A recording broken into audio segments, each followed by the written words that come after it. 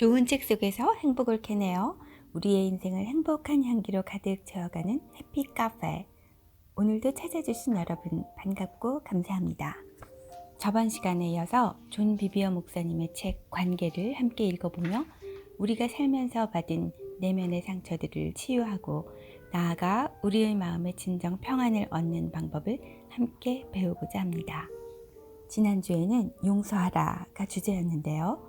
어떤가요? 잘 되셨나요? 생각만큼 쉽지는 않으셨죠? 그렇게 어려운 게 마음먹는 대로 잘 되면 무슨 문제겠습니까? 자, 그래서 우리는 비비어 목사님의 책을 읽으며 그 방법들을 알아가 보기로 했어요.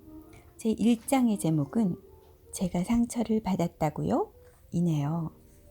제목을 보니 많은 사람들은 마음의 깊은 상처를 받은 상태지만 자신이 상처를 받았는지 안 받았는지조차 인식하지 못하는 경우가 꽤나 있나 봅니다.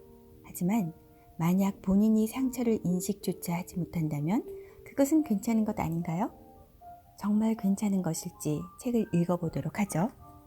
지난 시간에 사탄이 사용하는 치명적이고 간교한 덫 한 가지가 바로 가까운 사람들 사이에 틈을 비집고 들어와 관계를 분열시키고 서로 적대감을 갖게 만들므로써 실족시키는 것임을 알아보았죠. 상처를 입히는 가해자의 대다수는 서로가 믿고 의지했던 경우가 많아서 이런 상황이 더욱 배신감을 갖게 만들고 사이가 가까울수록 그 상처는 더 모질고 독하다는군요. 여러분은 한때 가장 가까운 관계였던 사람들이 극한 증오의 관계로 돌아서는 것을 본 적이 있으신가요? 아마 대부분 크고 작은 여러 가지 경험이 있으실 겁니다. 사랑이 미움되면 어떻게 할까요? 라는 노래가 유행한 적이 있었는데요. 세상의 그 누구보다 소중했던 애인이 갑작스런 이별 통보라는 단도를 내 가슴에 꽂고 사라지는 일도 흔합니다. 너무나 믿어서 나의 숨기고 싶은 비밀까지 다 나누며 의지했던 친구는 어떤가요? 살다 보면 어느 날 다른 친구와 단짝이 되어 등 뒤에서 나를 욕하고 다녀 슬픔과 분노가 찾아오는 때도 있겠죠. 변호사들은 이혼 법정에서 이루어지는 사건이 가장 지독하다고 말하고 역사를 살펴보더라도 유혈이 낭자한 가장 끔찍한 전쟁은 내부에서 발생하는 것이라고 해요. 오직 내가 마음을 주는 사람들만이 나를 상처 입힐 수 있다라는 말이 있죠. 그들에게 우리 자신의 많은 부분을 내어주었기 때문에 기대가 높을수록 실망감도 깊을 거예요. 비비어 목사님은 함께 일하던 목회자들 때문에 심각한 마음의 상처를 입은 적이 있었대요. 자, 우리도 우리가 사랑했던 누군가가 나를 부당하게 대하고 나의 마음에 슬픔을 주고 미움을 주었기 때문에 실족한 경험이 있었나요? 이럴 때 여러분은 어떻게 반응하셨어요? 1번. 그 순간 참을 수가 없어서 펀치를 날리거나 한바탕 싸움을 하고 상대방에게 절교를 선언했다. 2번. 위기의 순간을 겨우 모면하고 그날 밤부터 잠자리를 뒤척이며 이를 갈았다. 3번. 다른 사람들에게 하소연하며 상대방을 나쁜 사람이라고 실컷 욕하고 다녔다. 착하게 살자가 좌우명이었던 제가 돌이켜보니 저는 2번과 3번 사이를 오가는 수준이었네요. 그렇다고 제 팔에 착하게 살자라는 문신이 있는 건 아니고요. 하나님의 종으로 살기를 결단하신 비비어 목사님은 어떻게 하셨을까요? 사실 실제로는 증오심으로 부글부글 하는 상태였지만 괜찮다고 스스로를 납득시키려고 노력하셨대요. 주위 사람들이 오히려 더 걱정을 하며 목사님을 위로해 주려고 했지만 목사님은 그 자체도 거부하셨대요. 자신 같은 신앙인은 그 정도의 상처받지 않는다. 나는 어떤 사람이나 그 어떤 상황도 용서하는 하나님의 사람이다.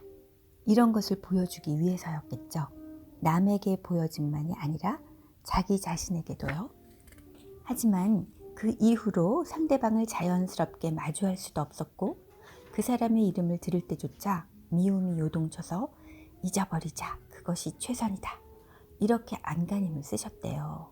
자존심이 진정한 마음 상태를 파악하지 못하도록 위선의 가면을 씌웠기 때문이래요. 자존심은 진실을 마주할 수 없게 만들어요. 치밀어 오르는 분노와 의구심과 복수심을 마음 밑바닥에 숨기며 나는 괜찮아, 아무렇지 않아, 내가 그까짓 일로 화를 낼 수는 없지, 나는 상처받지 않았어, 나는 인격자다, 크리스찬이다, 하나님의 사랑을 실천한다 라며 자존심을 세우고 계셨던 것이죠. 사람들은 상처받은 상태에서 계속 슬픔과 분노의 함정에 빠져 있다는 것을 부인하기 위해 혹은 스스로 보호하기 위해 괜찮다 라면서 자신을 위안하는 경향이 있다고 해요. 하지만 가슴 밑바닥에서 시도 때도 없이 분노가 욱하고 치밀기도 하고 너무 슬퍼서 나 자신을 슬픔의 나락에 빠뜨리며 나도 모르는 사이에 내 무의식은 어떻게 하면 나도 저 인간에게 받은 만큼 복수할 수 있을 것인지 고민하고 있어요. 저도 이런 경험이 있었는데요. 믿었던 친구가 저를 속이고 거짓말로 사람들을 선동하여 공경에 빠뜨린 적이 있었어요. 그리고도 미안해하기는커녕 비웃었죠. 저도 다른 친구들 앞에선 쿨한 척하며 그 시간들을 넘겼다고 생각했는데요. 상당히 오랜 시간이 지난 후까지도 집안일을 하면서 이 일에 대해 혼자 후회의 독백을 하고 있는 자신을 발견하곤 했어요. 레파토리는 항상 이런 거였죠. 그 자리에서 쏘아주며 말할 걸. 왜 참았을까? 그때 확실하게 반격을 했어야 됐는데. 그리고 얼마나 세월이 흘렀을까요? 바쁜 삶 속에서 그때의 시간은 까마득히 잊고 살았는데요. 어느 날 꿈을 꾸다가 깜짝 놀라 깨어난 적이 있었어요. 꿈속에서 이미 아주 오래전에 잊어버렸다고 생각했던 그 친구를 만나 제가 복수를 하고 있었어요. 늘 선하게 살기만 한다고 생각했던 제가 말이죠. 오래전에 완전히 잊고 있었고 용서하고 넘어갔다고 믿었던 일이었는데 가슴속에 침전물처럼 응어리져 있었나 봐요.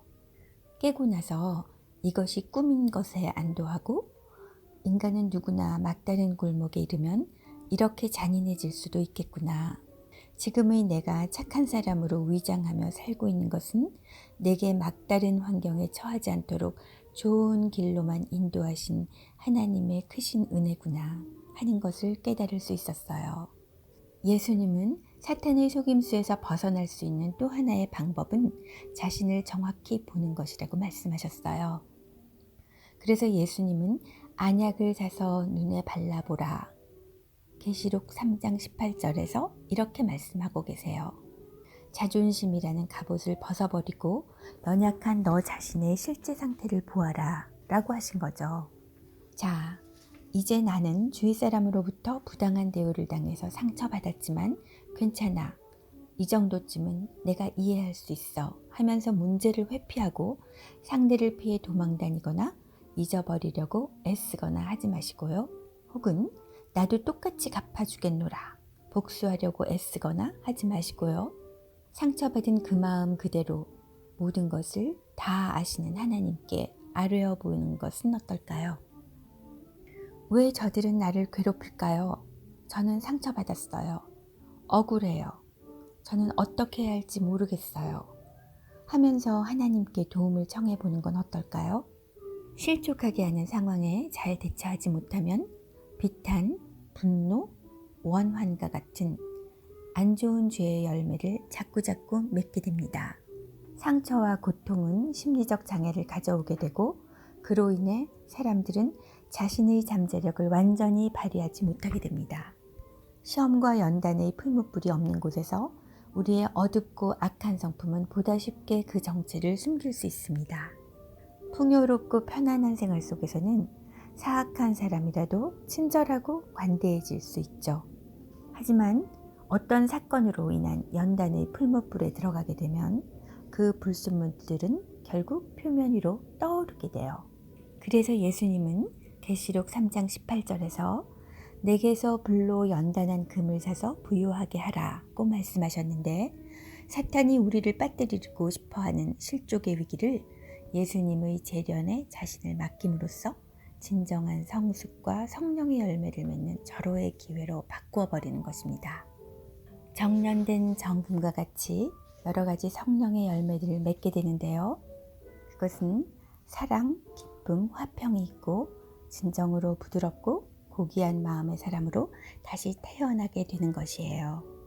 상처받은 감정과 진정으로 마주하지 않은 채 상처를 꽁꽁 숨겨두기만 했던 그 마음의 내면에는 분노나 오해, 원망이라는 불순물들이 시간이 흘러도 순화되지 않고 잘 침전되어 굳어져 버려서 불순물이 많이 섞여 단단한 합금처럼 우리를 점점 더 강팍한 사람으로 만들어가요. 비비어 목사님도 그 후에 또 다른 시험에 빠지게 되셨는데요. 분노가 심해져서 아주 가까운 사람들에게조차 무례하고 가시돋친 언행으로 대하게 되셨대요. 결국 가족과 친구들도 목사님을 멀리하기 시작하자 그제서야 목사님은 하나님께 울부짖으셨대요. 주님, 도대체 이 모든 분노가 어디서 솟아나는 것일까요? 전에는 이런 적이 없었습니다. 그때 하나님은 아들아, 금을 풀무불에 녹일 때 비로소 불순물이 표면 위로 떠오르게 되는 법이다 라고 말씀하셨어요. 하나님은 고난과 시험, 시련을 통해 우리를 연단하십니다. 이 풀무불은 우리 삶 속에서 용서하지 못하는 마음, 분쟁, 고통과 분노, 질투의 불순물들을 하나님의 성품과 분리해냅니다.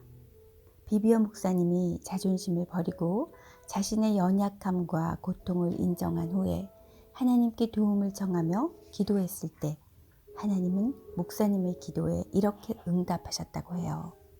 연단의 풀무불이 너를 사름으로 이제 불순물이 표면 위로 떠오른 것뿐이다.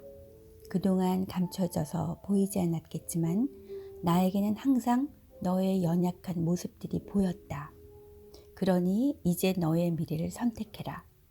남들을 비난하면서 화가 난 채로 지낼 수도 있지만 죄의 찌꺼기들을 똑바로 보고 회개하고 용서하도록 노력하면 내가 너의 삶 속에 있는 불순물들을 제거해 주겠다. 역시 우리 자신들의 힘만으로는 안 되는 것이었군요. 나의 연약함을 깨닫고 하나님, 저를 도와주세요 라고 기도할 때 하나님은 우리 마음 깊숙이 숨어있던 불순물들을 제거해 주시고 순결하고 부드럽고 상냥하고 온유하며 고귀한 정금 같은 하나님의 성품만을 남겨주시는 거래요. 이럴 때 하나님은 관계 가운데 성숙과 지혜와 명철의 눈을 밝히시고 나아가 우리 마음속에 진정한 치유와 자유함과 기쁨과 평안을 찾아주시리라 믿습니다. 그럼 관계라는 책 속에서 알아가는 비밀의 열쇠를 통해 행복의 나라로 함께 입성할 것을 기대하며 또다시 만날 때까지 안녕!